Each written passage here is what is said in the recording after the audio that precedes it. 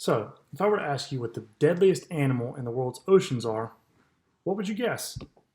I have a feeling what it might be. Something big, something terrifying, lots of teeth, and the ability to rip you to shreds and leave you before anyone notices before vanishing off into the deep dark ocean.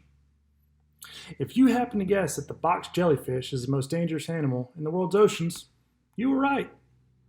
Other guesses close to the top of the list: the blue ringed octopus, the stonefish, and the ever so sinister flower urchin.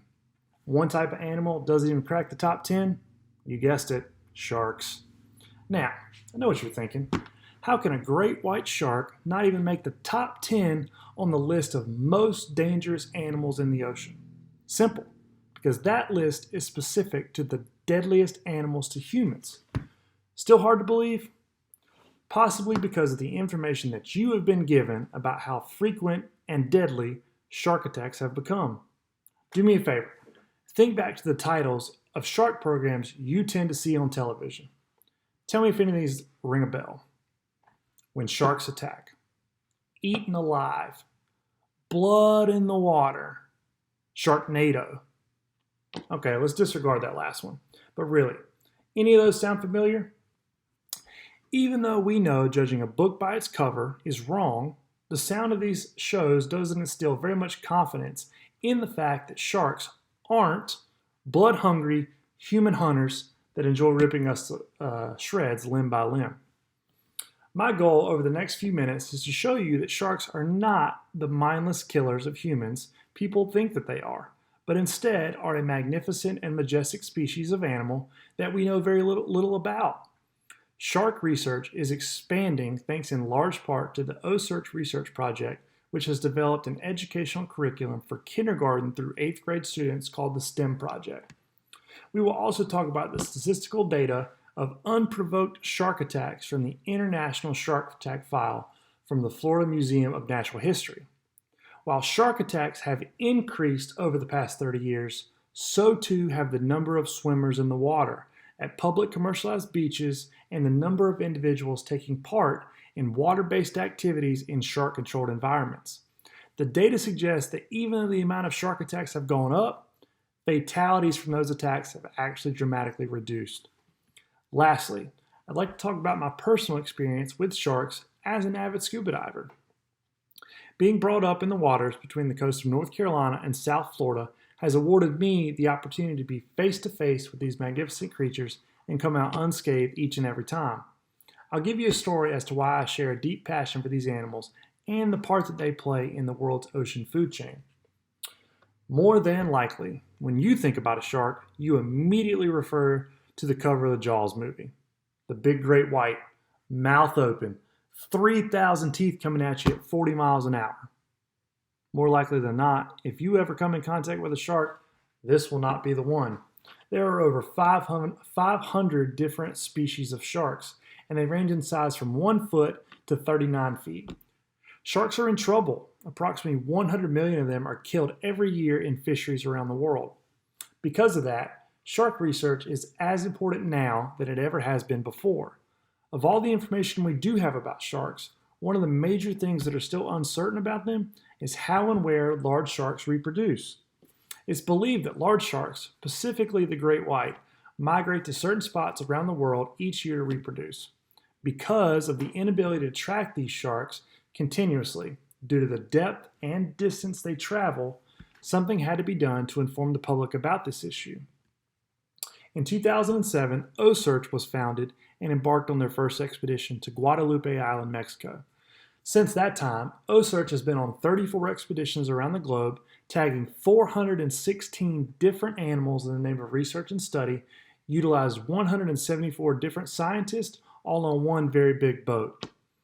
OSearch leads the way in shark study and are able to utilize real-time updates and locations to gather information about shark migration and patterns, all of which is shared to the public via their website, which is a far cry from the once secret research ideation.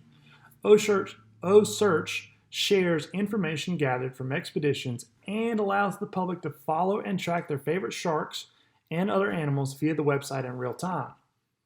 In what may be OSearch's greatest contribution to changing the public view of sharks as mindless killers is the STEM curriculum, which is an educational curriculum for students in kindergarten through 8th grade. STEM's an acronym, stands for Science, Technology, Engineering, and Mathematics. The curriculum is based solely on research done aboard the research vessel and utilizes shark research as basis for many of the accredited curriculum's courses. Students are able to learn about scientific and problem-solving issues with real-world factual evidence about sharks. Getting students comfortable with the study of sharks and the environments, characteristics, and behaviors elevate the chance of greater understanding and tolerance of sharks in the future generation. All right, let's see who's still interested. If you take a guess, how many shark attacks were there worldwide in 2018?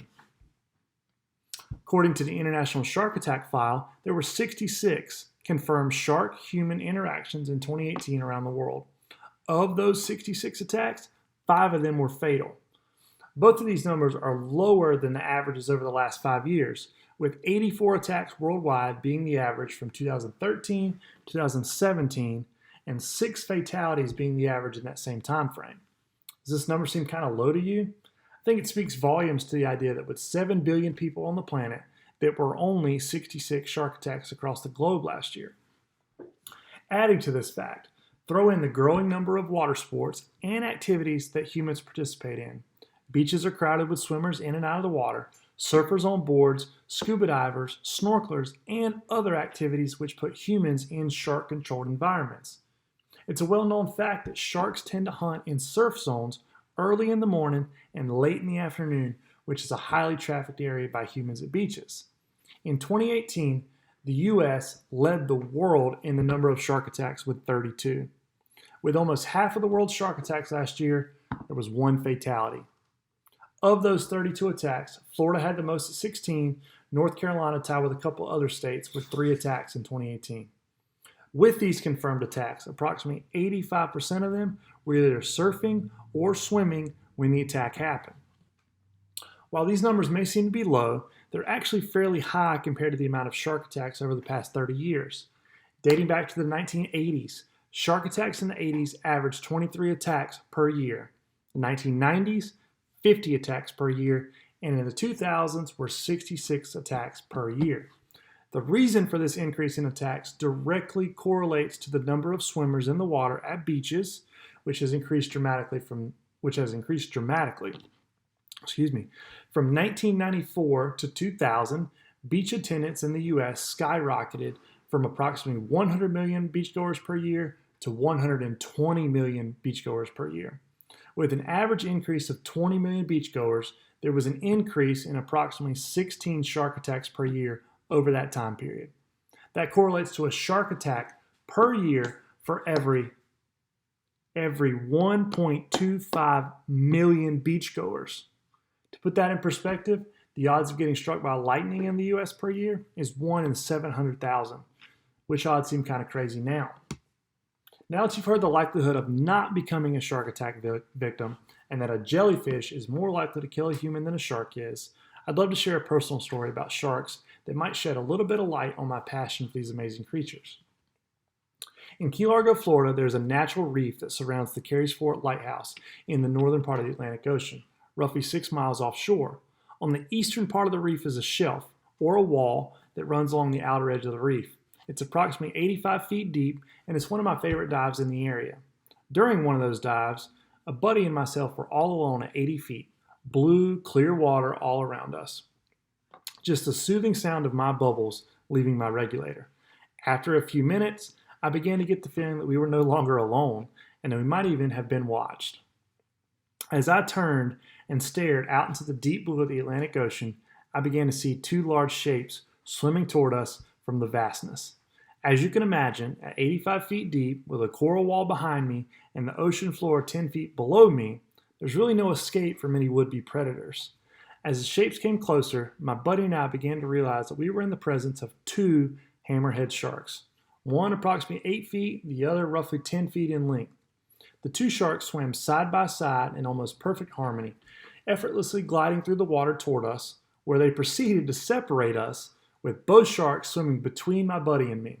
One shark circled me a few times, while the second shark did the same to my buddy. After probably 15 seconds of the most exhilarating, dangerous, and life-changing moments of my life, the two sharks reconvened and effortlessly glided back off into the deep, never to be seen again.